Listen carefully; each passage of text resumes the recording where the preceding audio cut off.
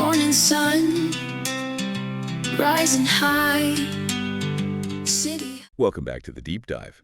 Today we're strapping in for something that, on the surface, feels incredibly simple, but it's actually, well, it's a blueprint. Deceptively simple, I think. Exactly. We're taking the complete lyrics of Kurt Holz's anthem, "Song in My Ears," and we're not just going to treat it like poetry. We're looking at it as a kind of meticulously constructed motivational text.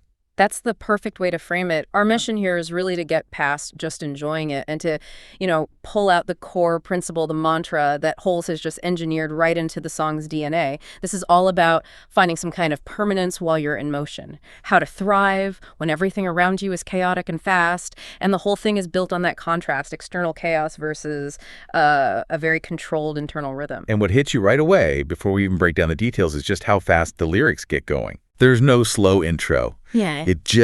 It bypasses that feeling of morning inertia and immediately gives you a location, a speed, and an intent. It's like a shortcut. So let's hit the ground running with it. We start with those opening 4 lines that just ground us right in the city. Morning sun rising high, city hum passes by. It's an immediate scan of the environment. It's such a perfect use of sensory economy, isn't it? You get the visual, right? The morning sun rising high, it feels like a fresh start, maybe some optimism, but then it's immediately balanced by the sound. The city hum passes by. And that hum isn't a happy sound. No, not at all. It's that monotonous ambient noise of a city, the traffic, distant construction, just the sound of density. What's really key there, I think, is how passive it is. Yeah. The sun is rising, the hum passes by. For a second, the person is just standing still, just, taking it all in. Precisely. That's the static state. But the shift out of it is immediate, and it's physical. Yep. Feet on ground, moving quick. That's the moment of self-propulsion. The body takes over. You go from being an observer to being an active participant. It's an assertion that, despite the passive world, the individual choice is to move.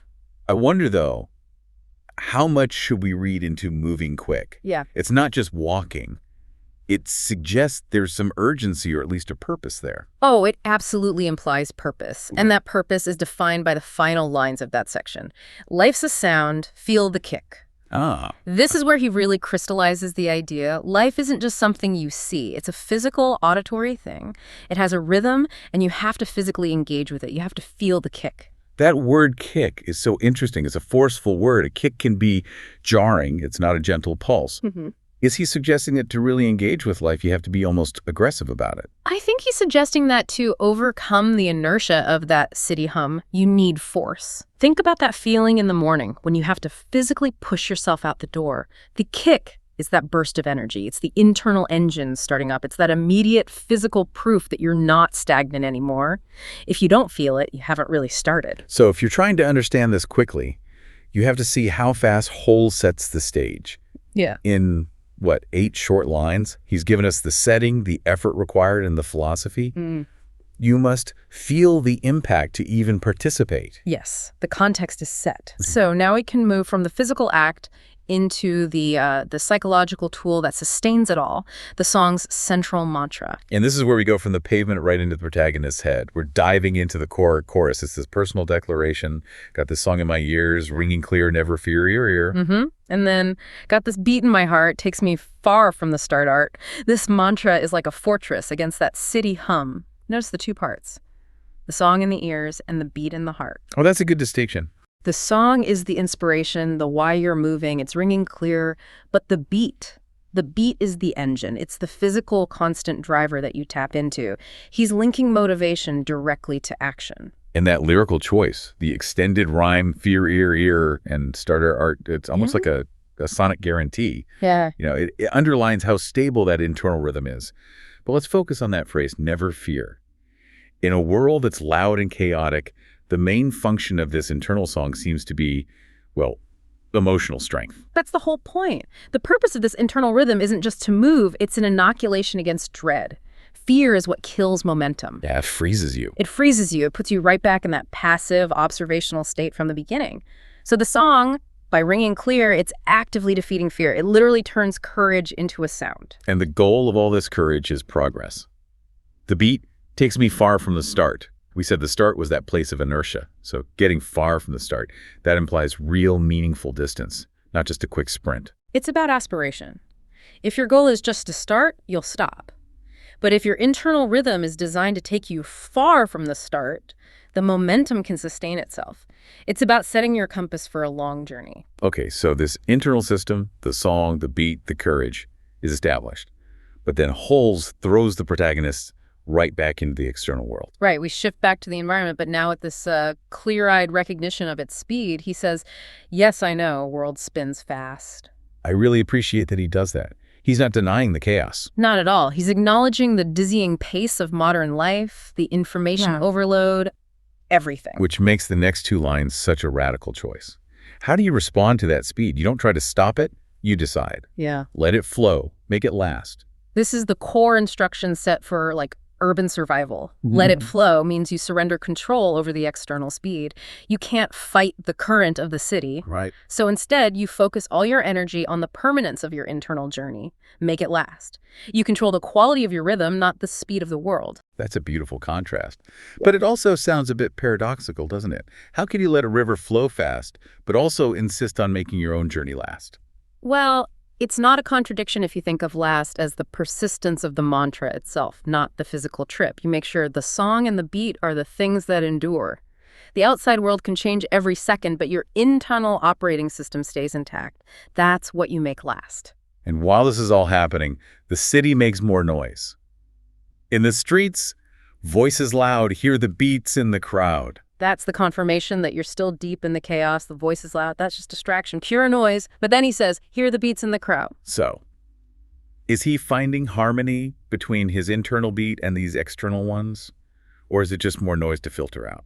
I think it's a subtle acknowledgement that the outside world also has rhythm, but its rhythms are fragmented. They belong to the crowd. They're louder, maybe less focused. The power of the internal song is its singular focus. It's ringing clear. So he hears the other beats, but he's only moving to his own. Exactly. He's observing the urban symphony, but he's dancing to his own solo track. The internal rhythm prevails. Okay, let's tie all this together by looking at the structure. Because Holes repeats and loops the content in a very specific way. Yeah. The whole thing is built like a machine for reinforcement. Oh, absolutely. The structural repetition is maybe the most powerful part of the song's purpose. That chorus, the core mantra, comes back 3 times. When an instruction is repeated that often, it stops being a suggestion. It becomes dogma. And it's not just repeated. He reinforces it within the repetition itself with that parenthetical, never fear, never fear. Yes, that's the moment it becomes a literal motivational loop. By putting that in there, he's emphasizing the function of the song. It's a constant mental check-in. It makes sure the action is always fueled by courage. And isolating that final line from the start gives it so much weight. It's like the ultimate goal is just to keep moving away from inaction. It is, but the final structural choice is, for me, the most telling. After everything, the song ends by going right back to the beginning, line for line. Morning sun rising, high city hum passes by. Yeah, it loops back perfectly. It's the ultimate statement on perseverance. If the song had some big finish, the momentum would be over. But by closing the loop, Holes is suggesting the journey is perpetual. So you get through today. Only to find yourself at the start again tomorrow. The sun rises again, the city hums again, and you have to find that kick all over again. The internal rhythm isn't a one-time fix.